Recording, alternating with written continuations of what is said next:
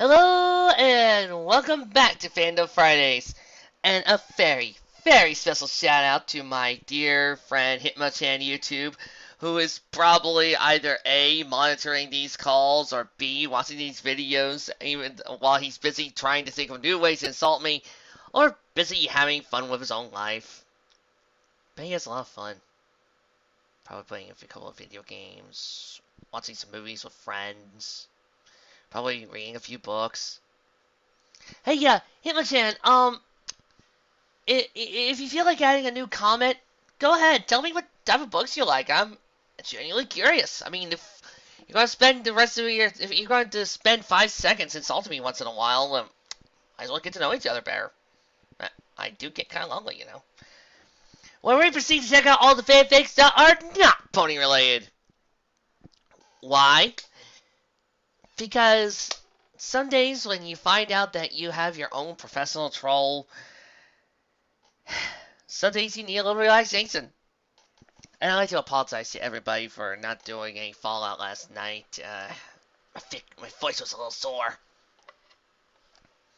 And I was trying to get over this cold that kind of left me zapped. So I'm here now, and let's see what we got. You know, after I was done reading yesterday's fic of Those Lacking Spines, I had an epiphany. I suddenly realized that in 2 years I haven't done a single DW fic. Really? How's that possible? I do. Darkwing Duck is one of my all-time faves. It's one of my earliest examples of the stuff I've done for fanfiction, and I never read a single DW fic? This has to be rectified. So, without any further ado, with a little help from TV Toast, I found what looks like a pretty interesting DW fic. So, without any further ado, please join me here as we here at the Trayberry Memorial Library and proud to present Roots of Revenge by Ice Cream Kitty. Roots of Revenge by Ice Cream Kitty. Chapter 1, Blood and Soil. There's a knock at his door. His hand remained steady as he packed 2 small vials into separate cases as he tried to ignore him. The lab around him was saturated in a green aura from the array of various potted plants, the lights casting long leaf shadows on the wall, making it appear like a grim scene from a B horror movie. The hesitant knock came again. His vibrant blue eyes snapped at the door as he slipped his cases into his lab coat pocket. "What is it?" he barked, colder than he intended, but he didn't really care. He just perfected his life's work after 3 long days with no sleep. If he wasn't so exhausted, he'd be wondering why the sky hadn't split, why angels weren't singing the holiday as herring defeat. The door gently crept open. "I'm sorry, Mr. Bertrude, but there are some men here to see you," said a pretty young brunette sweetly. "Send them away, Rhonda. I'm very busy." He turned away from her. She always made him feel uncomfortable. She was far too pretty to be a botanist. If he had known she was the one on the other side of the door, he certainly would have been short with her. She always made eye contact with him, always politely and intently looked into his eyes. He personally found it helped to look like his hands while talking to her. Why was he such a coward? "They are very insistent, Reginald." She stepped into the office and closed the door all but a crack. She continued in a frightened whisper. "Not to mention, they're pretty shady looking to boot." She paused. "Are you in some kind of trouble?" His whole body tensed. No, it couldn't be. Not tonight. Was it the 6th already? He thoughtlessly started searching his pockets, already knowing that his keys were behind the front desk in the lobby. In an instant, he spun around and grasped the firm away from his shoulders. "Rhoda, I need you to stall them!" "What?" "Please, I can't explain right now." He moved in close to her and noticed he blushed. "There's a sampled solution in the compartment in the second drawer. Don't get it tonight or even tomorrow. Don't let anyone know about it." "Reggie, what's going on? What are you going to do?" Her eyes were wide and scared. She was concerned for him, cared about him. Oh, why did he have to be such a coward? "I have to get out of here." He released her and opened the top drawer of his desk. He fumbled through the mass of papers and office supplies until he wrapped his hand around it. He pulled out the worn box cutter. Now eyed it numbly. The razor was old, dulled by daily use. Really, it was not much of a weapon, but it would have to do. Reggie! Don't! He cut her off as he slid the box cutter in his jacket. Don't ask me any questions. If you do, who knows what might happen? He turned to her and couldn't help but meet her blue eyes. He knew he looked pathetic. A mallard in his early 30s, lanky and dark-haired with two bright blue eyes staring desperately at her. Wondering if it had been too self-defeating to see that concern on her face. Has he always looked at him the way she looked at him now? I'm going now. He grew very pale. Try to stall them, but don't get yourself in trouble. Damn. With that, he ran out. He tore down the hall, his big clunky feet making more noise than he wished he would. He could hear them cackling. How far could he get? Where would he go?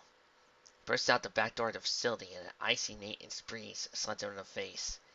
His eyes darted frantically around the area, looking for an escape into the cool spring night. His eyes drifted to the skyline. The lights of St. Canard were like a haze that hung over trees. The city! He felt a wave of excitement. If he could get to the city, he was sure he would shake off the thugs there. His plan started to hatch as he began to sprint. He takes the path through the woods. They come through an intersection that was always teeming with taxis. His hand instinctively patted his pocket. The two boxes there were still snug and safe. If he could just patent a botanical growth solution, he would have more than enough to pay the Lunchbox off. Why did he ever go to them for money? His research was important, but was it worth all this? He had heard about how underhanded the crooks were, but didn't just seem to leave his wits about them when he made the arrangement. Did he really have his wits about him now? He was running, the woods rising around him, fallen branches biting at his ankles and sleeves slapping his face. In the distance, he heard the slamming of a door and angry voices. Has he gotten him enough time? His heart was nearly pounding out of his chest. Would they catch him?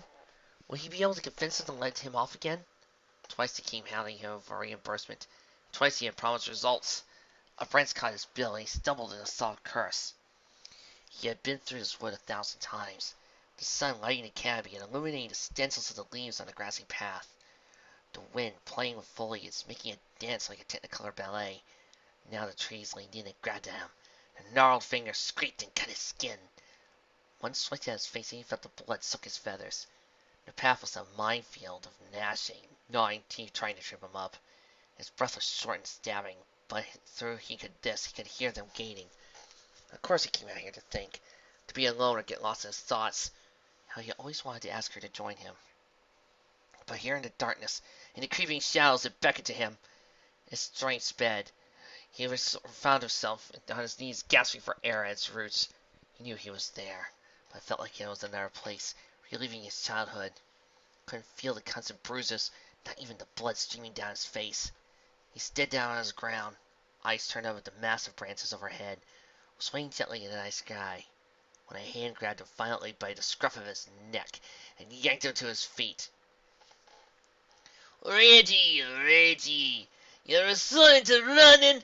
You have no idea how sad that makes me, sneered the surly, well-dressed goat that got him to eye level. I can explain. Reggie, my boys have had more than enough excuses out of you. Please, give me more time. I'll take for your money. Russell was regaining his senses while his teenage years ran through his head. We've heard that twice already, ain't we, boys? The goat didn't lose his Bermuda smirk, but the other lackeys growled. No. This time I can do it, He reached in his pocket. His heart leapt as his fingers pressed the box cutter. No, he thought. Not until I need it. He pushed it aside and grabbed one of the boxes. This! He held it up. The goat regarded him with little interest. This is a liquid that can enhance botanical productivity tenfold with just one drop. If you give me time, I can patent it and pay you back your money and then some. Hammerhead was a goat of many trades. Tonight, he was playing the role of muscle to regain a debt. He wasn't keen to be here at the minute, but something came up to halt the more interesting jobs. Plus, he was always up for tormenting this little pencil neck, so he took the box and shoved it the trembling botanist into his cronies, quickly glanced onto him. He opened the case and turned the little vial in between his fingers, the amber liquid sighing lazily in his glass prison. He smiled, showing every one of his yellow teeth. Think this'll be a hot cellar, Doc? You kidding? With that one plant, it could feed 12 people for months. Reggie felt a stir of pride, while his color's ears nagged at the back of his brain. Well then, what do you say me and the boys drop it off at the boss for you? Well, what? Reggie blinked distractedly. You heard me, Doc. We'll take this with a down payment. Hammerhead was almost surprised at how fast Reggie's mood changed. In 1 second, the fear disappeared and was replaced with a scowl. A rage that could skin a cat at a glance. He wouldn't have pegged a timid duck to be capable of such a look. It was kind of refreshing. Those burning blue eyes were locked hatefully on Hammerhead with one outcome in mind. Before any of the goods could properly restrain him, the boxcar came out. Reggie's body moved on its own. He swiped the henchman named Mouth straight out of his left arm, while the horse named Hoof was sliced across his chest. One desperate swing caught Hammerhead right across the face. The goat caught the botanist's trembling hand harshly, the razor digging deep into his palm, but it looked like he didn't feel it.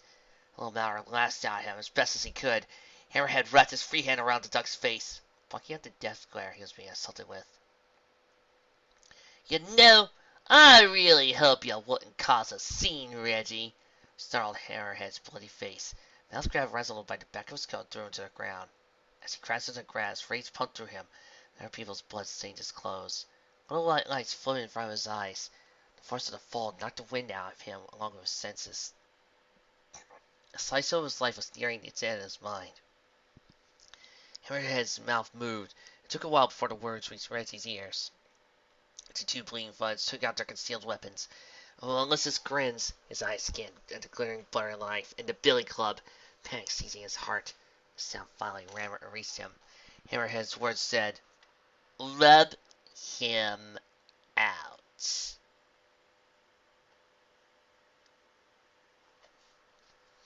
The questions were taking forever, way down her heart. The police came quickly, just in time to do nothing. They didn't find Reggie or his pursuers. How many questions were they going to ask? I'm sorry, Dr. Gendron. We just have a few more questions for you. Why? Her voice was unsteady. She saw it. The look in Reggie's eyes like he knew he wasn't coming back. Why aren't you looking for him? We're doing all we can. We will find him. Please calm down. The moonlight drowned the wood's canopy. Only a small flecks of light danced across the grass between the gathered, swaying leaves. The tree flailed its branches in the sudden wind, proclaiming its unheard pain. A police dog walked past, leaving without noticing the freshly dug soil. Residential bus routes rusted under the earth, the bloody mess that was once the Mallard. Hammerhead's cronies dug a deep grave for the pathetic heap that once held someone's life, but in the process tore up the roots of the looming tree. Now the silence lay heavily in the forest, blood sucking the soil. A mangled body soaked among the roots. Everything was broken before they let him die, including a hidden trinket in the back of his jacket. The liquid now merged with the morbid undergrowth. The police were right. They would find him, but not as they left him. Across the bay, in the thick sea of St. Canard, a cool pair of eyes took in the scene with impatience. The streets were dead tonight. Did that make him uneasy? No, just annoyed.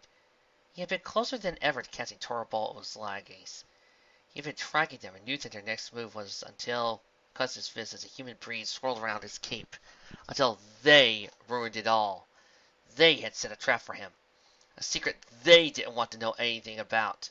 So naturally, every seedy group, gang, or individual, himself included, knew about it. So all the city larceny would take a night off so not to interfere with Shuss's secret playdate with Darkwing Duck. They no doubt wanted to put him out of commission for showing them up so often, and now they stood waiting for him in the old Duckland Shores warehouse. In turn, here he was, standing on a neighboring rooftop, ready to meet his soupy friends. Really, they were on the same side. Darkwing Duck took off his white-brimmed fedora and made sure the ebony bandana was strictly secured. He decided not to enter one of the streets tonight. He wanted to be sure how many ages were waiting for him. Anywhere from 5 to 15, depending on how much of a threat they thought he was. He aimed his grappling gun at the warehouse, his pale blue eyes fixed on the glowing window. He knew what he was going to do. He hopped onto the railing, the treads of his steel-toed boots gripping firmly on the material below. He knew he was going to show him once again. He knew he pissed him off beyond words. He smirked and put the hat back on. Let's get dangerous. The shattered glass rained down from the rusty warehouse's empty shoe boxes onto the second-story window. A Purple smoke filled the room. The figure tied to a chair in the center of the room was quickly taken out by a ragged blue steel bump. When the shoe hit the figure, a spring-loaded net shot up and fell around the damsel in distress decoy. The smoker sighed and Darkling was nowhere to be seen. Are we done? Because unlike you, I have better things to waste time on. Or is this what Shush squanders the taxpayers' money on? His voice echoed on empty walls. A massive figure emerged from the clapping. The brown grizzly bear slammed his successfully large hands together and flashed a grin that displayed his arsenal of razor-sharp teeth. Very impressive, Darkwing Duck, but you will not leave here alive. What's the matter, Grizzly Cuff? Ashamed at how I'm already making you look bad? Mocking Darkwing in his voice. He had mastered his skill when he was a child, and I quite enjoyed taunting his enemy from one place and never being caught. I see you have done your research. Yes, I am Grizzly Cuff, and you are a vigilante. And Shush does not approve of vigilantes, snarled the large Russian bear. You will surrender, or you will die.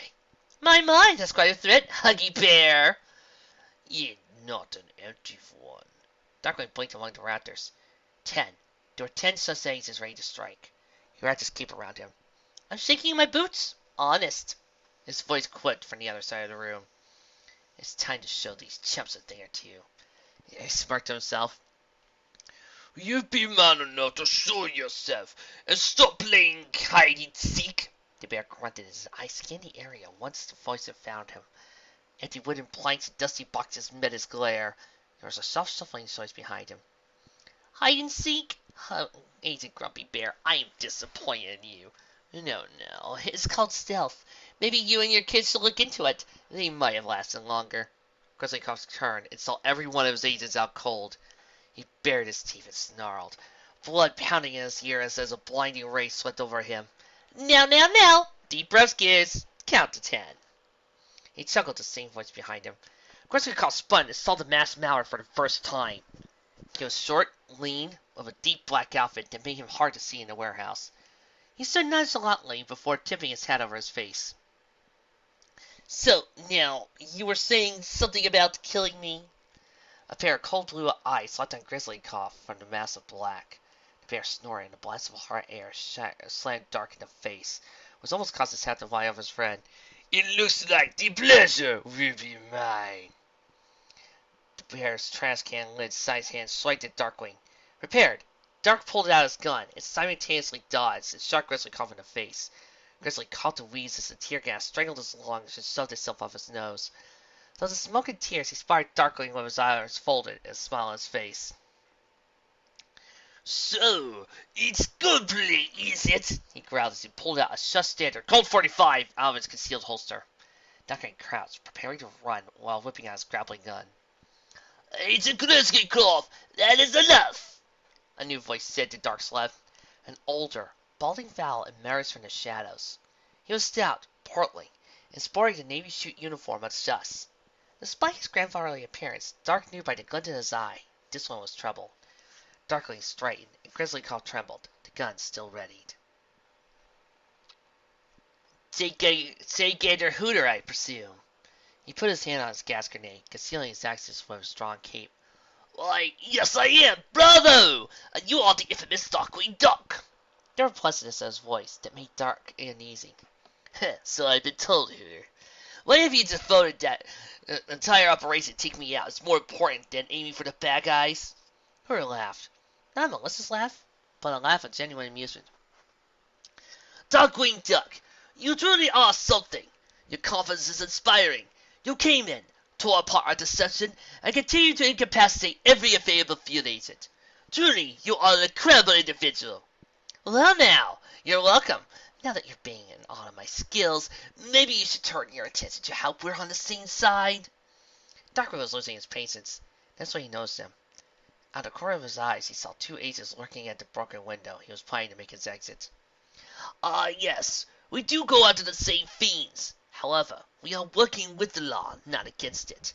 You must understand why we are addressing the situation. Jake Gander had taken off his bifocals and was now cleaning him off with a handkerchief. Yeah, I know, Biggie, I gotcha. Grizz already filled me in. Vigilante is no good. His brain was racing for an escape route. Yes, Mr. Darkwing. I'm not sure what possessed you to get away with this ridiculous life. Maybe your parents were murdered in front of you, rendering you an orphan, or you were bitten by some kind of radioactive pest. One thing is certain. The safety of St. Canard is in the hands of her police and us. Three's a crowd, you understand. His knowing eyes fixed on Dark. You read way too many comics, St. Gander. I just do what has to be done. Under your noses or behind your back. I will continue to fight crime. He knew what he was going to do. Could he get away with it? St. Gander had his eyes locked on him. Dark knew he had to time this just right. I'm going to give you another option. His glasses flashed in the dim light in the warehouse. If you feel so passionately about justice, lose the facade and join us. No, Hooter, I will not allow this. Grizzlycoff managed to put away his gun. Agent Grizzlycoff, last time I checked, you took orders from me. The bear stood crestfallen, trying in vain to hide his outrage. Darkwing couldn't smile. Join us? I'll admit I do look good in a suit, but I don't work well with others. I'm sure you understand. Plus, there's nothing dramatic about paperwork. He wrapped his finger around the gas bomb's pin. Wait for it? Hooter shook his head. Well, that's too bad, Darkwing. You're very well and very impressive. You have made an excellent agent, but now you leave us no choice but to exterminate you. Now who's confident? Darkwing saw Hooter smile and pulled a pin. The explosion of purple smoke surprised him as he had hoped. Instantaneously, he dropped to his knees and quickly lowered the weak board below him and punched through it with his spiked glove. The floor gave away. He stumbled to his feet in the basement as the smoke above the slank before around him. He saw the window right where he remembered the blueprint said. He heard the roar of a very unhandly Grizzlycoff and dashed to the window and kicked out the glass of a steel tube boot. He pulled himself into the alley. Two suspect agents were already approaching, pistols drawn. Without hesitation, he fired at them, sending a pink gas swirling through the air, blocking their path. He turned and leaped out the nearest fire escape with a little black box blinking its green light on his belt.